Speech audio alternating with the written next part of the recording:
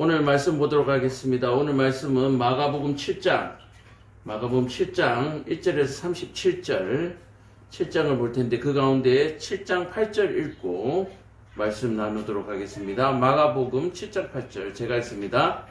너희가 하나님의 계명은 버리고 사람의 전통을 지키느니라. 아멘. 자, 특별한 광고 없고요. 주신 예물을 위해서 기도하고 말씀 듣겠습니다. 좋으신 아버지 하나님, 오늘도 하나님을 사랑하고 교회를 사랑하여 하나님 앞에 아까움 없이 기쁨으로 드리는 손길이 있습니다. 아버지 하나님, 우리가 이 땅을 살아가는 날 동안에 물질을 사랑하기보다 하나님을 더욱더 사랑할 수 있는 은혜를 계속해서 베풀어 주시옵소서.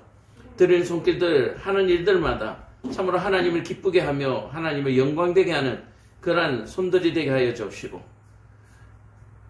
살아가는 모든 인생 가운데 하나님과 동행하는 삶이 되어질 수 있도록 은혜 베풀어 주옵시며, 이 땅에 육신으로 살아가는 동안 건강을 허락하여 주옵시며, 또 하나님의 뜻대로 살고자 할 때에 참으로 물질이 부족하여 그 길이 막히지 아니하도록 주님 도와주시옵소서. 사람과 사람 사이에 유익을 끼치며 덕을 끼칠 수 있도록 하나님 그 인품을 다하여 주옵시고, 또 이웃들에게 사랑을 베푸는 그러한 삶이 되어질 수 있도록 하나님 도와주옵소서.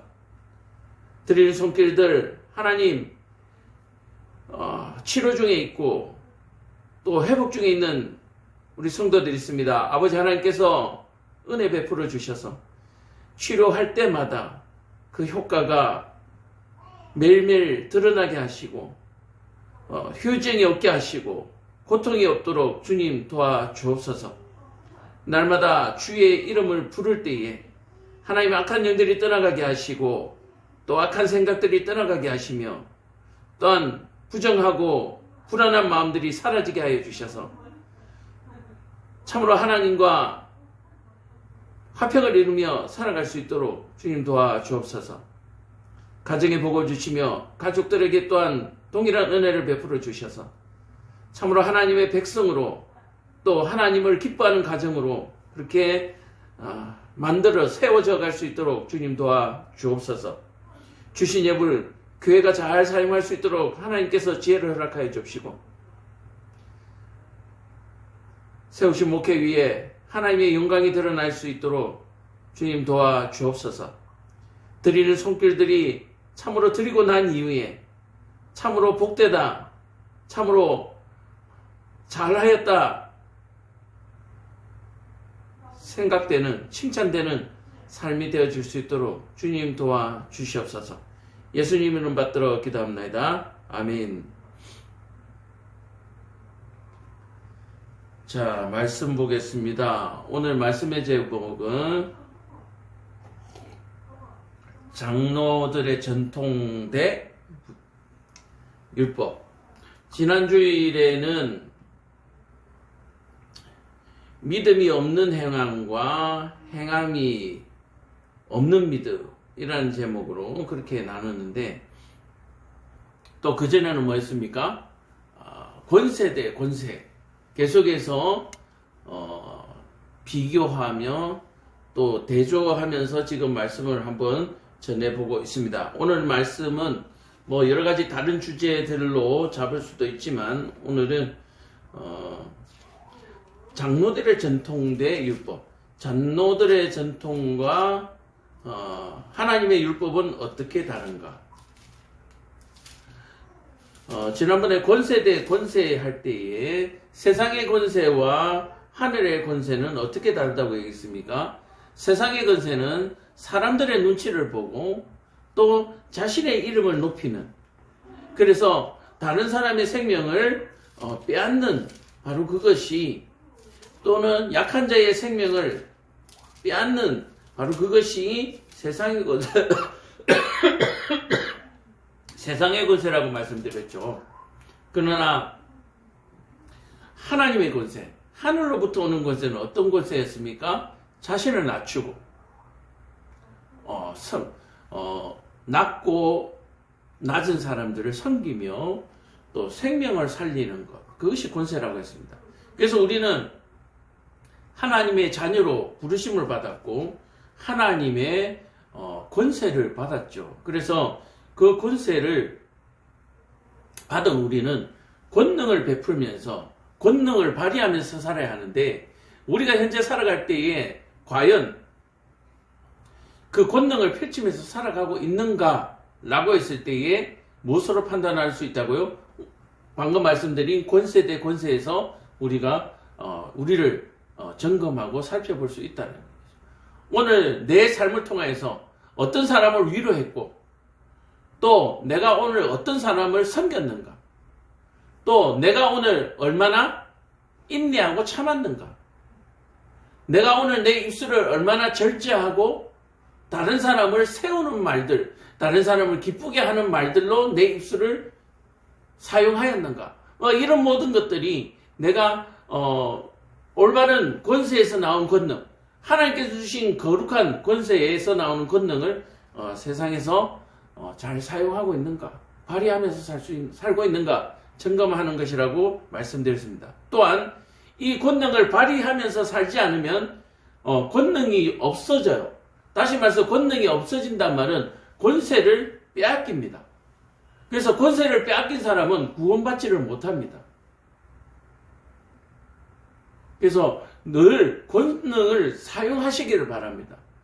권능을 사용하는 것은 여러 가지가 있죠. 성경을 읽고 또 기도하고 또 다른 사람을 섬기며 봉사하며 또 내 입술을 아름다운 말을 사용하는 데 사용하고 내 손을 하나님의 나라를 세우는 데 사용하고 사람을 섬기는 데 사용하고 그것이 권능이에요. 그런 권능들이 어디까지 펼친다고요? 귀신을 쫓아내고 병자를 고치는 권능까지 나온다니까요. 여러분들이 이 권능에 대해서 의심하시면 안 돼요. 예수님께서 귀신을 쫓아냈다라고 얘기하니까 지난번에도 잠시 말씀드린 것처럼 정신과 의사들이 고민 상담해주는 또는 우울증을 치료해주는 그 정도를 가지고 그것을 가지고 귀신을 쫓아내는 행위로 여러분들 착각하시면 안 돼요. 왜 이런 얘기를 하냐면은 요즘 정신과적으로 많이 얘기하는 게 다중인격 이런 얘기를 하죠. 우리는 다 다중인격자입니다. 왜 다중인격자입니까? 화낼 때도 있고 성낼 때도 있고 그렇잖아요. 가장 기본적으로. 근데 기쁠 때 웃고 슬플 때 울고 상관없어요. 그런데 어떤 게 나옵니까? 분을 참지 못하고 노를 바라는 것. 그죠? 또 다른 사람이 슬퍼하는 일을 나는 기뻐한다는 얘기죠. 다른 사람을 괴롭히는 것을 내가 기뻐한다. 이거 우리 안에 다 있는 거잖아요. 왜요? 내가 1등 복권 당첨되고 다른 사람이 안 되면 기분 좋잖아요. 근데 다른 사람이 1등 복권 되고 내가 안 되면 기분이 안 좋잖아요. 이거 다중인격이에요. 그래서 우리 안에는 이런 인격들이 많이 들어있습니다. 돼지떼이 수천 마리에 들어갈 수 있는 이런 인격들이 우리에게 있단 말이에요. 근데 그것들을 어떻게 해야 돼요? 누르고 또는 쫓아내버려야 되는 거예요. 그것이 어디에서 가능합니까? 권세로서 그것이 가능해요. 하나님의 권세가 들어오는 순간 우리는 그런 모든 것들을 이겨낼 수 있는 능력 받으셨다라고 얘기하는 거예요. 그래서 하나님께 받은 권세로서 하나님께 받은 그 권능을 먼저 자기에게 먼저 사용할 줄 알아야 되는 거예요.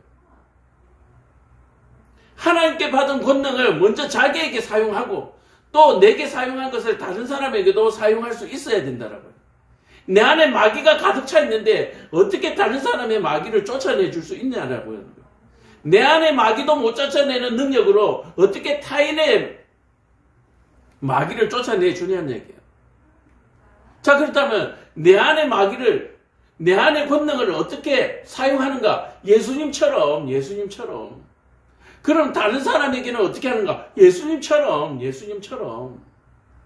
제자들을 둘씩 짝지어서 보냈을 때에 그 권능이 어떻게 나섰습니까? 하나님을 의지하고 그 권세를 선포했을 때에 권능이 나타났었잖아요.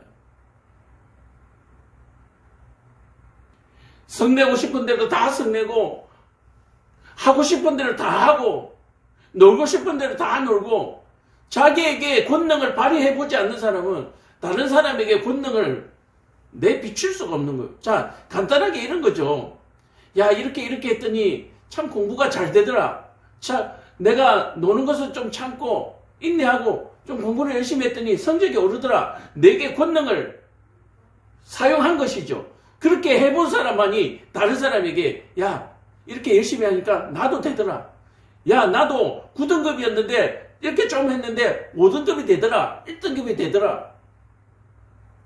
지금 그 유튜브에 나오는 1타 강사들이나 이런 사람들의 말을 한번 들어보십시오. 나는 이렇게 했더니 이렇게 되더라. 자기에게 발휘한 권능을 다른 사람에게 전해주고 있잖아요. 근데 자기에게 발휘해보지 않는 사람은 다른 사람에게 전해줄 수가 없어요. 왜요? 권능이 없기 때문에. 권능이 없는 것이 아니라 권능이 사라져버렸기 때문에.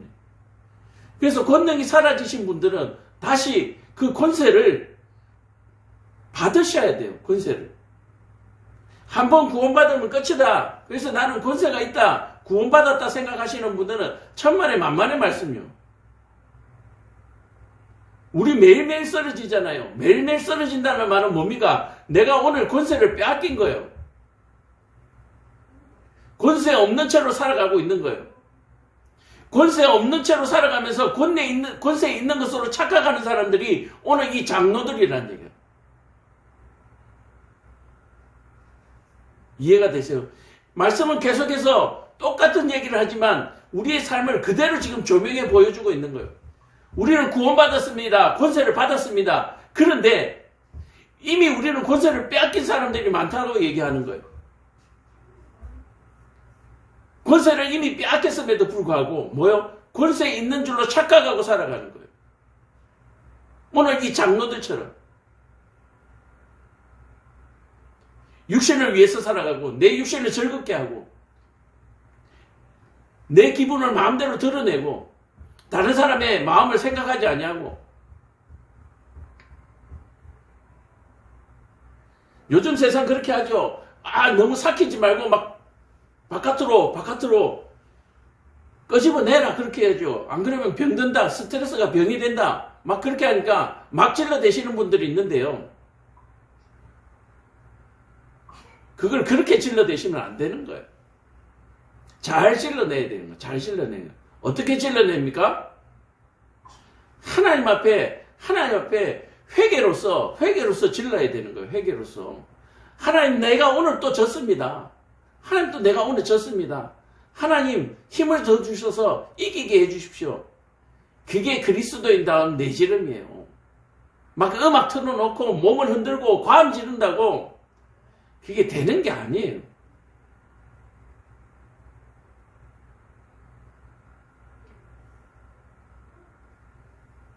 오늘 예수님께서 이 장로들의 전통을 나무라시면서 우리에게 교훈을 주고 계십니다.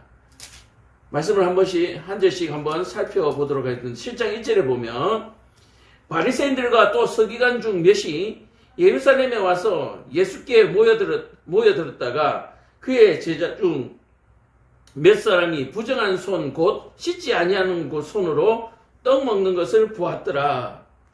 바리새인들과 모든 유대인들은 장로들의 전통을 지켜 손을 잘 씻지 않고서는 음식을 먹지 아니하며 또 시장에서 돌아와서 물을 뿌리지 않고서는 먹지 아니하며 그 외에도 여러 가지를 지켜오는 것이 있으니 장과 주발과 녹그릇을 씻음이러라. 이 뭡니까? 이게 제사 지낼 때에 하는 행위죠. 제사장이 성막으로 들어가서 손을 씻는, 들어가기 전에 손을 씻는, 또 제물을 만지기 전에 손을 씻는다든 이 모든 것들이 정결의식에 해당합니다. 그래서 이 정결의식과 위생관념하고는 완전히 틀이 다른 거예요. 틀이 달라. 근데 지금 이 장로들은 뭐요? 위생행위, 위생관리행위를 정결행위로 착각하는 거예요.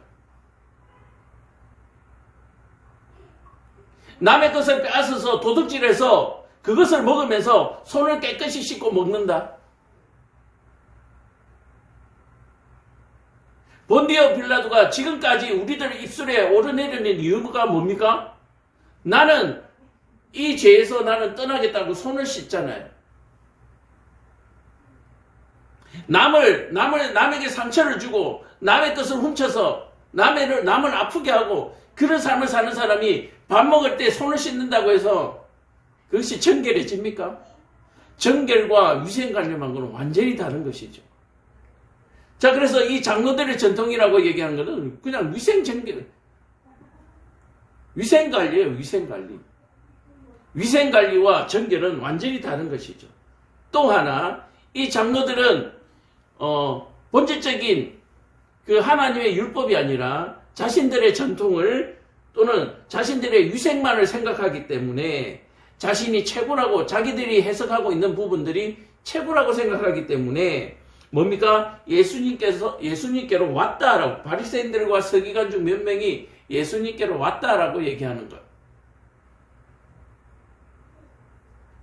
그래서 하나님의 율법은 이 바리새인들과 서기관들이 찾아온 이유가 뭡니까? 예수가 잘하나 안 하나, 그 제자들이 잘하나 안 하나 흠을 잡으려고 온 거예요. 판단하고 정죄하러 온 거예요.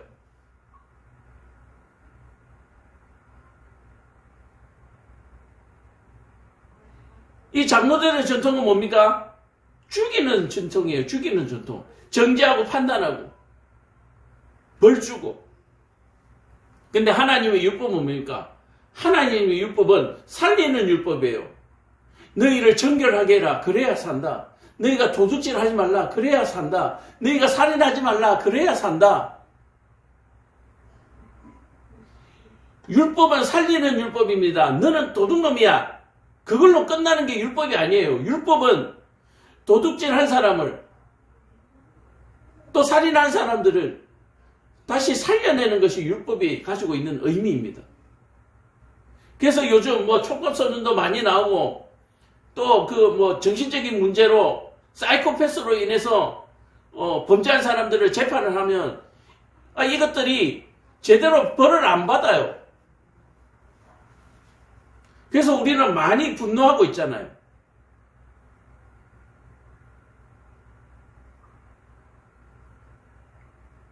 그래서 이게 살리는 법과 죽이는 법이 있는데 우리가 이것들을 잘 해석하지 아니하면 바로 장로들의 전통을 따라서 우리는 스월로 지옥으로 달려가는 삶을 살게 되는 것입니다.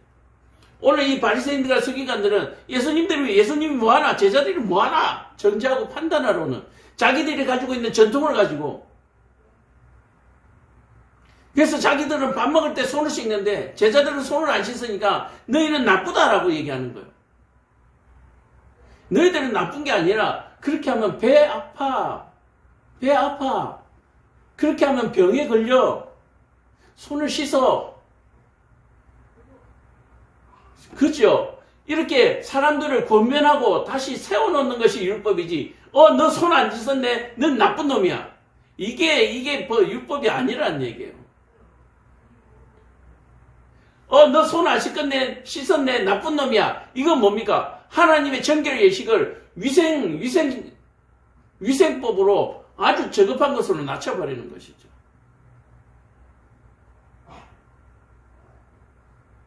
자, 예수님께서 이렇게 말씀하십니다. 이사야가 너희 외식하는 자에게 대하여 6절에 잘 예언하였도다. 이미 이사야 선지자가 구약에 이 바리새인들과 서기관들, 지금 예수님 시대에 그 전부터 그렇게 살았죠. 예수님 시대의 바리새인들에게 이미 예언을 해놓은 거예요. 이러니 이사야를 예언자라고 얘기하는 거예요. 선지자라고 얘기하는 거예요. 잘 기록하였다. 이 백성이 입술로는 나를 공경하되 마음은 내게서 멀도다. 뭐예요? 하나님의 정결 예식을 위생법으로 바꿔버리는 이런 오류를 범하고도 자기들이 바리새인이다 라고 얘기하는 거예요. 자기가 유대인 중에 유대인이다 라고 얘기를 하는 거예요.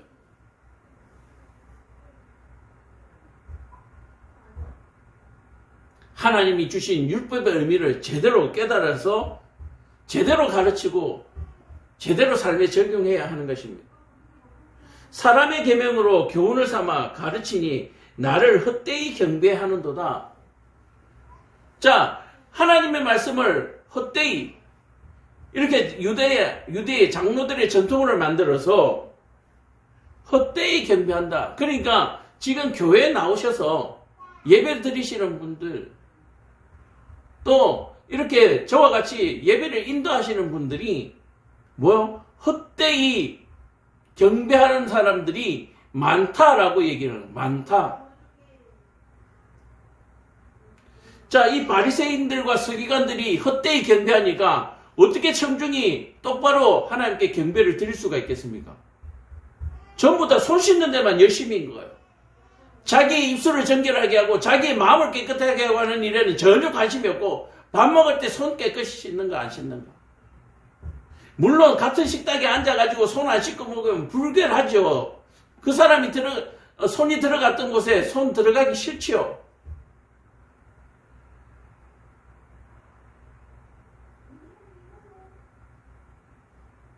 그러나 하나님께서 말씀하시는 이 정결은, 거룩은 이런 손 씻는, 하찮은 것에 그것으로 만족하는 게 아니에요. 그러나 이것을 무시할 수는 없는 거예요. 이것도 전체의 정결 중에 한 부분에 들어가기 때문에 그렇습니다. 왜 그렇습니까? 하나님께 제사를 지낼 때 이스라엘 백성들의 죄를 정결하게 하기 위해서 그 시작을 씻는 행위로 시작하잖아요. 그 정결하게 하는 시작을 의미하는 것이 바로 손 씻는 행위이기 때문에 그것이 없어져야 된다라고 하는 것은 아니에요. 그러나 손 씻는 것이 거기서 끝나버리면 안 되는 거예요. 끝나버리면.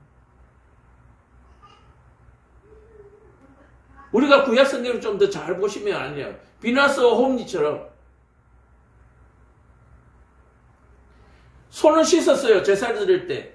손을 씻었어요. 근데 재물을 삶을 때에 그걸 갈고리로 긁어가지고 좋은 것은 자기가 갖고 부녀자를 희롱하고, 이게 온전한 정결이 되지가 않는 거죠. 너희가 하나님의 계명은 버리고 사람의 전통을 지키느니라. 너희가 하나님의 그 속뜻을 알지 못하고 너희가 겉으로 나타난 의식만 행하는구나. 제사의 의식에 뭐가 있습니까? 죄인이 제물을 가지고 와서 손을 얹고 안수해서 자신의 죄를 회개해서 그 제물에다가 다 전가시키잖아요. 그리고 그 제물을 태워서 하나님 앞에 향기로운 예물로 드리잖아요. 그런데 제물을 끌고 와서 손을 얹는 행위는 하는데 자신의 죄를 전혀 뉘치지 않는 거예요. 전혀 뉘치지 않냐고 그냥 소나 양만 잡아서 태워버리면 이것이 온전한 정결의 제사가, 화목의 제사가 되겠냐는 얘기죠. 그 행위와 같은 거예요. 도둑질해서 먹고 있는데 그거 손 안 씻고 먹었다고 그게 문제가 되나요? 이미 도둑질해서 여기가 시커먼데 가만히 놔둬도 광군이 몰려와서 체포해서 잡아가고 죽이잖아요. 산적들은.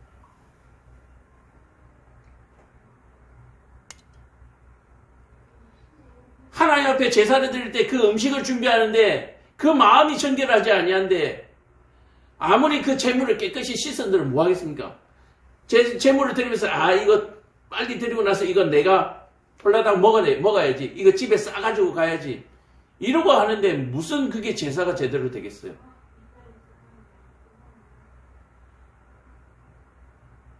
식당에서 음식을 하는 요리사가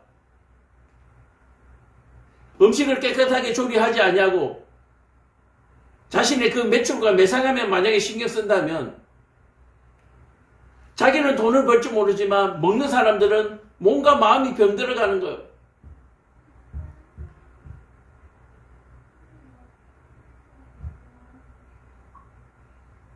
오늘 예수님께서 너희가 하나님의 계명을 버리고 사람의 전통을 지키는구나. 너희가 손만 씻고 그 마음을 씻지 않는구나. 그 입술을 씻지 않는구나. 이 안에 마음의 미움의 증오의 마음을 가지고 아무리 겉으로 봉사를 하고 섬기는 행동을 한다 할지라도 그것이 온전히 될 수 없다라고 얘기하는 거예요. 요즘 그 TV에 보면은 모범 택시라는 프로그램을 하는데요. 지금 하고 있는 게 그거예요. 어떤 병원에 실제 사건하고는 관계없이 그냥 이 픽션이지만 논픽션이지만 봉사를 열심히 하는 병원 원장이 병원에서는 사람을 죽이는 거예요. 그러나 밖에서는 아주 훌륭하신 원장님이고 병원 수술실 안에서는 정신병자이고 살인자인 거예요.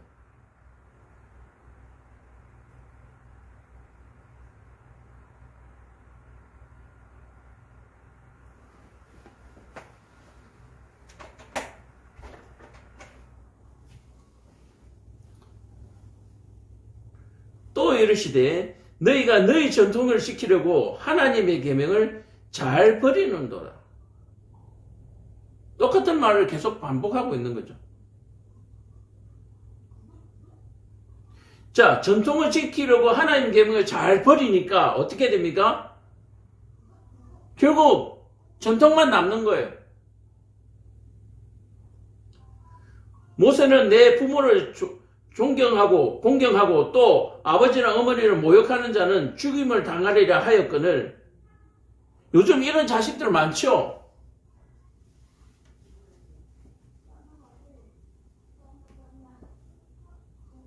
자기들은 매일 외식하고 돌아다니면서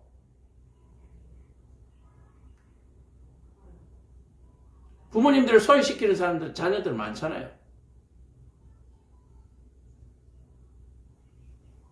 이게 왜 그렇습니까? 제대로 가르치지 않았기 때문이죠. 너희는 이르되 사람이 아버지에게나 어머니에게 말하기를 내가 드려 유익하게 할 것이 고르반 곧 하나님께 드림이 되었다 하고 하기만 하면 그만이라 하고 자기 아버지나 어머니에게 다시 아무것도 하여 드리기를 허락하지 아니하여 너희가 전한 전통으로 하나님의 말씀을 폐하며 또 이 같은 일을 많이 행하느니라. 부모를 공양하고 섬기라고 했는데 어떻게 한다고요? 가지고 있는 것을 하나님 앞에 드리고 나니까 없다는 거예요. 드릴 것이 없다라고 하는 거예요. 그러니 이해하시라는 거예요. 그럼 부모님들 뭐라고 했어요? 그랬냐, 잘했다.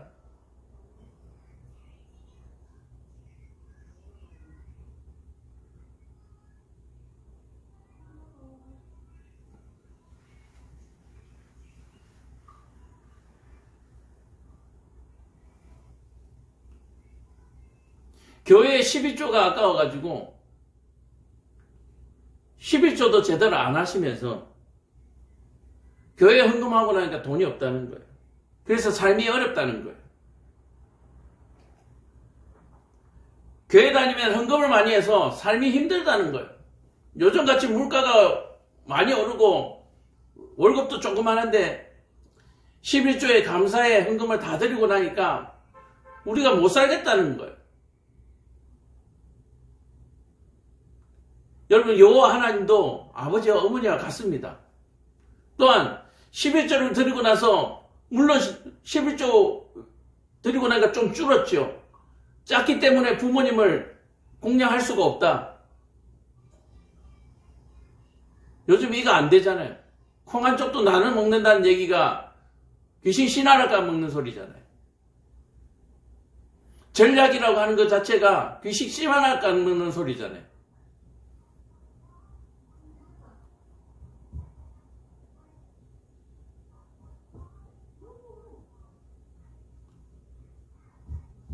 좀 외람된 얘기는 하지만 저는 벌써 설교 때 몇 번 했습니다만은 월급 10만 원 오르면 뭐합니까? 쓰는 게 더 쓰는데 돈을 모으신 분들의 얘기를 들어보면 물론 악착같이 정말 심하다 정도로 모으신 분들이 있지만 그 모으신 분들의 공통점은 뭡니까? 쓰기를 안 쓴 거예요. 많이 버는 것이 중요한 것이 아니라 어떻게 썼느냐에 따라서 돈을 모으고 돈을 못 모으고가 결정나더라고 하는 것입니다.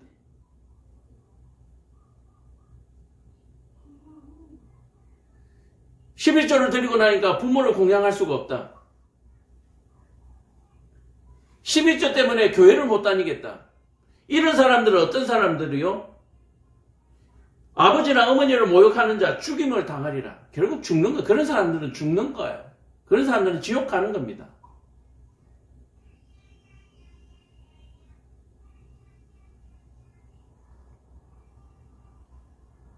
무리를 다시 불러 이르시되 너희는 내 말을 듣고 깨달으라.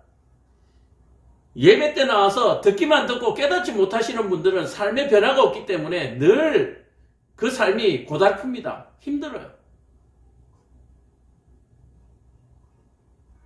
오늘 이 말씀을 듣고 11조 안 하시던 분들이 11조도 하고 나면 당장 다음 달에 뭐라고 얘기하냐면 역시 힘드네.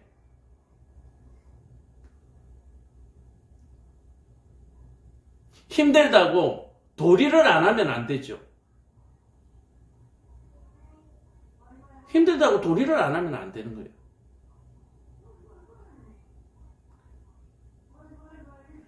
우리는 지금 도리를 행하는 것보다 자신의 육신이 힘들어지는 것을 싫어라 합니다.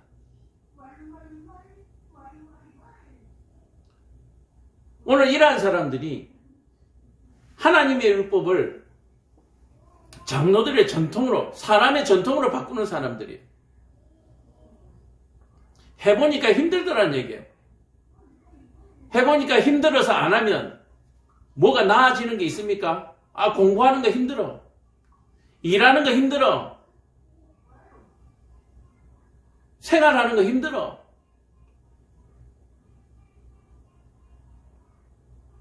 직장에 출근해서 일하는 거 힘들어. 자녀 양육하는 거 힘들어. 힘들어서 안 하면요. 힘들어도 꼭 해야 될 것이 있는 것입니다.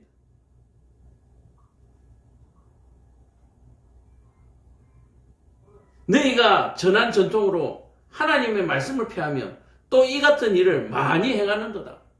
힘들면 안 해요. 힘들면 하기 싫어요. 힘들면 짜증내고. 이런 사람들은 권세가 없는 사람들입니다. 하나님의 권세가 없기 때문에 지옥으로 달려가는 인생이에요.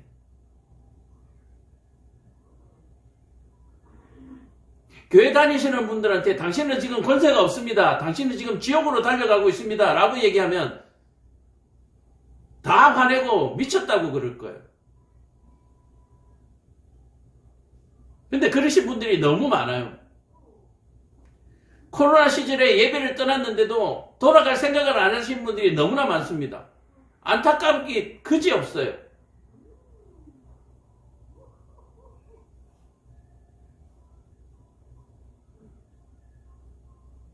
교회에서 사람과 사람 사이에 분쟁이 일어나서 상처를 받았는데 그래서 교회를 떠납니다.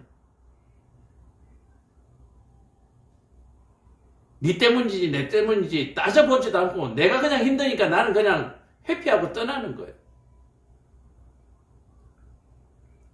교회에서 전하는 말씀이 틀린 말씀이 없으면 교회를 떠나는 게 안 돼요. JMS처럼 그런 이단에서는 속히 떠나야 되죠. 빨리 떠나야죠. 그러나 올바른 말씀이 선포되는 교회에서 교회를 떠난다라고 얘기하는 것은 그것은 자기 잘못이고 자기 손해인 거예요.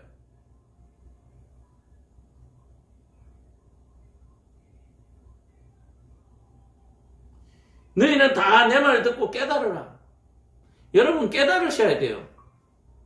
뭘 깨달아야 돼요? 오늘 말씀을 듣고 11주 생활을 시작하셨는데 다음 달에 힘들어집니다. 깨달은 사람은 뭐요? 할 건 해야 된다라고 하는 거예요. 하고 나니까 마음은 편안해. 그러나 조금만 기다려 보십시오. 마음만 편한 것이 아니라 몸도 편해질 줄로 믿습니다. 믿으시기 바랍니다.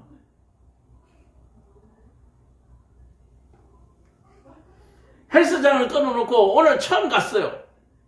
별로 근육도 안 올라오고 효과도 없네. 웃긴 거 아니에요? 적어도 몇 달은 다녀야죠. 적어도 몇 달은.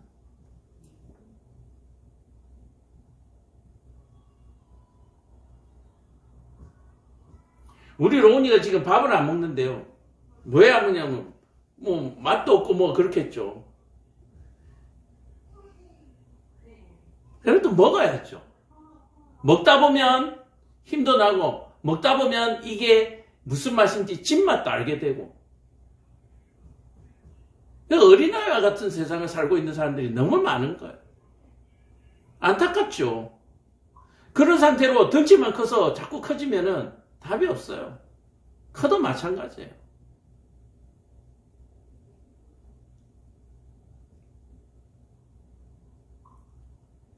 무엇이든지 밖에서 사람에게 들어가는 것은 능히 사람을 더럽게 하지 못하되 사람 안에서 나오는 것이 사람을 더럽게 한다. 이 말은 여러분들 그냥 먹는 것은 뒤로 똥으로 나가고 그러나 사람들의 입에서 욕이 나온 것은 그것은 내 마음을 상하게 해서 다른 사람에게 상처를 주고 이것만 생각하지 마시고요. 이걸 또 다르게 또 생각하셔야 되는 거예요. 내가 나쁜 말을 하면 그 나쁜 말이 다른 사람을 상하게 하지 못하게 한다는 말은 뭡니까? 그것이 나를 더럽게 하는 것이거든요. 그래서 제가 아이들에게 얘기를 합니다. 너네들 욕해도 신경 쓰지 마. 그 욕이 너네들 죽이거나 나쁘게 하지 못해. 오히려 그 욕한 사람들이 잘못되는 거야. 그 욕은 자기에게 돌아가. 제가 매번 그렇게 얘기하거든요. 그런데 서로 욕하다가 결국은 싸우고 난리지. 요즘 뭡니까? 블랙박스 한분리에 보면은 보복 운전해가지고 폭행하다가 같이 치고받으면 쌍방폭행이 돼가지고 오히려 처음 보복 운전하는 사람의 죄가 가벼워지는 거. 오히려 그 보복 운전하는 사람한테 배상을 몇백만 원, 몇천만 원 해줘야 된다는 거. 여러분들 보셨는지 모르겠는데. 사람들이 욕하면 그냥 듣고 흘리시면 돼요. 그러면 그 욕이 자기에게로 돌아가게 되어 있습니다. 오늘 말씀이 그와 같은 것입니다. 사람의 입에서 나오는 것이 사람을 상하게 하지 사람의 입으로 들어가는 것이 사람을 상하게 할 수 없다. 오늘 이 장로들은 뭐라고요? 손을 씻지 않고 입으로 들어가면 사람을 상하게 한다. 또 손을 씻지 않고 먹는 사람들은 하나님을 섬기지 않는 아주 악한 놈들이다. 죄인이다. 하나는 알고 뭐는 몰라요? 둘은 모르는 거죠. 하나가 알고 둘은 모르는 게 정도가 아니라 아주 뭡니까? 코끼리의 그 털 하나 정도, 코끼리 털이 있나요? 털이 있더라. 코끼리 털 하나 정도 알 뿐이지 코끼리를 아는 거 아니에요. 자, 이렇게 가르치시고 무리를 떠나 집으로 들어가니 제자들이 그 비유를 묻자온데, 자 보세요. 예수님을 지금 따라다니고 있는 제자들은 여전히 깨달음이 없는 거예요. 바다를 잠잠하게 하고 무리를 걸어오시고 오병이의 기적을 낫게 하시고 병자를 고치고 죽은 자를 살리게 하는데도 여전히 예수님께서 말씀하시는 것이 뭔지 모르더라라고 얘기하는 거예요. 그러니까 기적을 보고 따라다니는 정도 가지고는 구원받을 수가 없는 거예요. 교회 나와서 예배드리고 11조를 드리는 것만으로 구원받을 수 없는 거예요. 차라리 깨달음이 올 때까지 11조나 감사를 안 하는 게 좋아요. 그러니까 하니까 형식적으로 하지 마시고 다른 사람들이니까 하니까 같이 하면 교회는 좋죠. 형편이 좀 나아지니까. 근데 깨닫지 않는 상태에서 헌금을 하면 어떤 일이 발생합니까? 조금 전에 말씀하셨던 것처럼 내 삶이 고달파지는 거예요. 내 삶이 궁핍해지는 거예요. 힘들어지는 거예요. 교회 다녀봐야 별 소용없네. 교회에 헌금해봐야 별 소용없네. 그런 소리는 하는 거예요. 여러분, 교회가 은행은 아니잖아요. 11조를 내면은 100배로 돌려주는 은행이 아니잖아요, 교회가. 그러나 깨달은 사람에게는 하나님께서 30배, 60배, 100배 주시는 줄을 믿으시기를 축원합니다.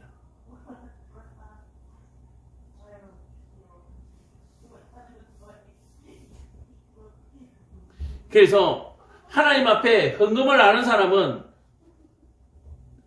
부모를 공양하지 않는 사람과 같습니다. 그러나 깨닫지 못한 상태에서 드리는 사람은 이도 저도 아닌 거예요. 왜요? 깨닫지 못한 상태에서 드리고 드렸다고 부모 공양 안 하고 깨닫지 못한 데서 드리니까 삶의 형편이 나아지지도 않고 감사도 없고 이중으로 나쁜 놈이 되는 거죠.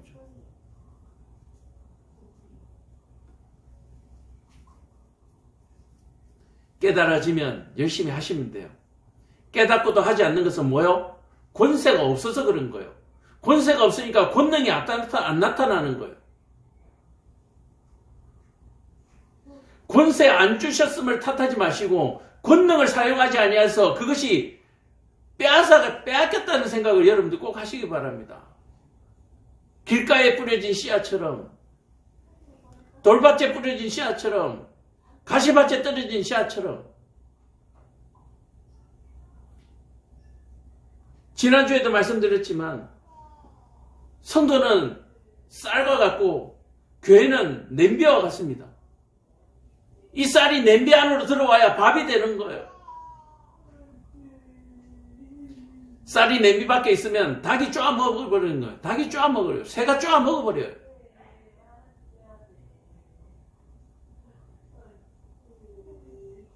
자, 이렇게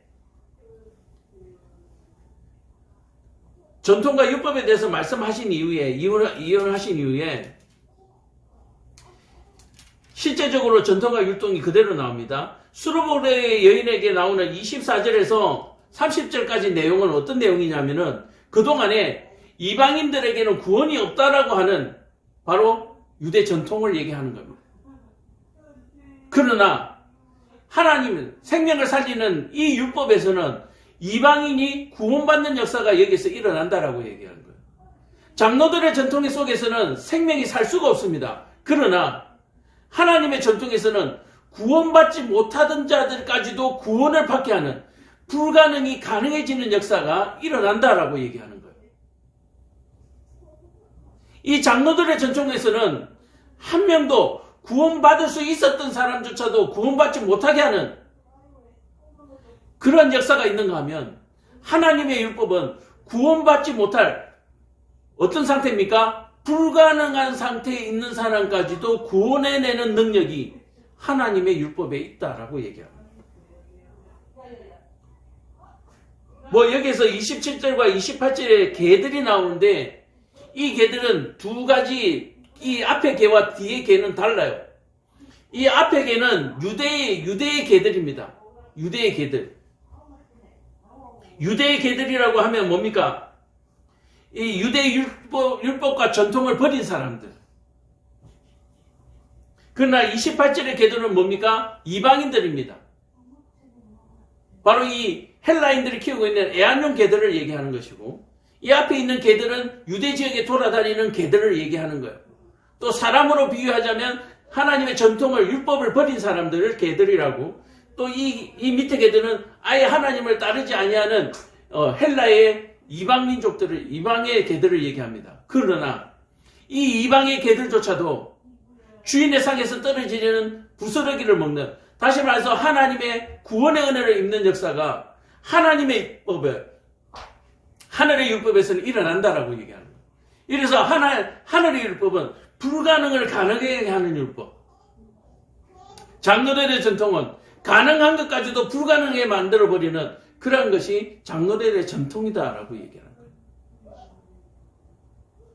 수르보레의 여인을 통해서 유대인들은 구원받을 수 있는데도 불구하고 장로의 전통, 너희가 율법을 버리고 전통을 만든 사람의 전통을 따르다 보니까 구원받을 수 있었음에도 불구하고 지옥으로 가고, 이 이방인들은 뭐예요?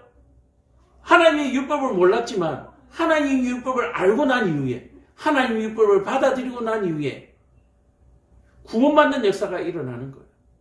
그래서 7장 1절에서 23절의 내용이 어떻게 해요? 이렇게 적용이 되는 거예요, 세상에.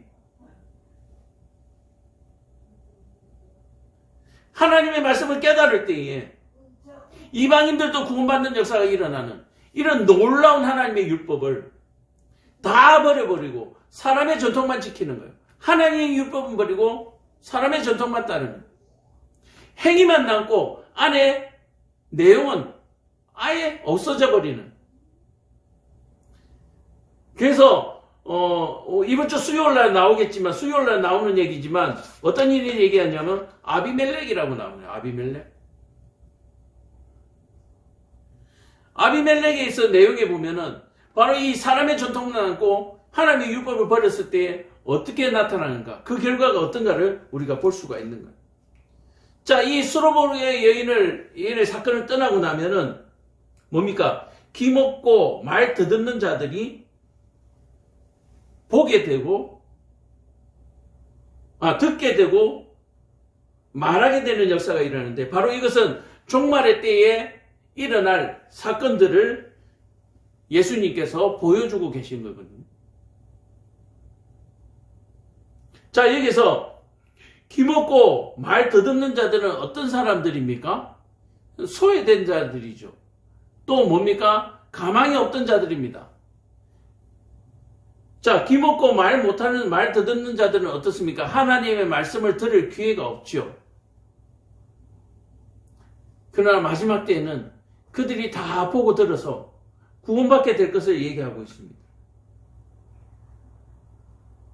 사랑하는 성도 여러분, 하나님의 율법은 바로 이와 같이 말을 더듬고 또 듣지 못하던 사람들까지도 듣게 하고 말하게 하는 바로 그러한 능력이 하나님의 율법이며, 이것은 하늘의 권세로서부터 나오는 바로 능력이다, 권능이다, 그렇게 볼 수가 있는 거죠.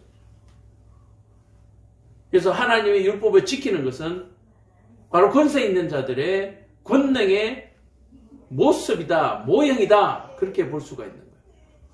그래서 율법을 지키는 우리의 모습은 바로 권능의 모습, 보이지 않는 하나님의 권세와 권능을 나타내는 것이다. 그래서 예수님의 삶이 뭐요? 하나님의 권세와 권능을 나타내므로 말미암아 하나님께서 예언자들을 통하여 말씀하신 이 이스라엘의 구원을 하나님께서 반드시 이룰 것이고, 그것을 위하여 예수님이 오셨고 그 예수님을 통하여 이루어내시겠다고 하는 하나님의 강력한 언약의 약속의 증표다라고 말씀드릴 수가 있는 것입니다. 오늘 저와 여러분들이 이 말씀을 통해서 저와 여러분들이 지금 따르고 있는 것은 사람의 전통입니까? 율법입니까? 하나님의 율법입니까? 만약에 우리가 사람의 전통을 따르고 있다면 우리의 삶의 형편에 나아질 것은 전혀 없습니다. 늘 원망과 불평, 그리고 세상의 것을 쫓아서 세상의 것을 사모하면서 세상의 권세에 아부하면서 그렇게 살아가게 되는 것이죠.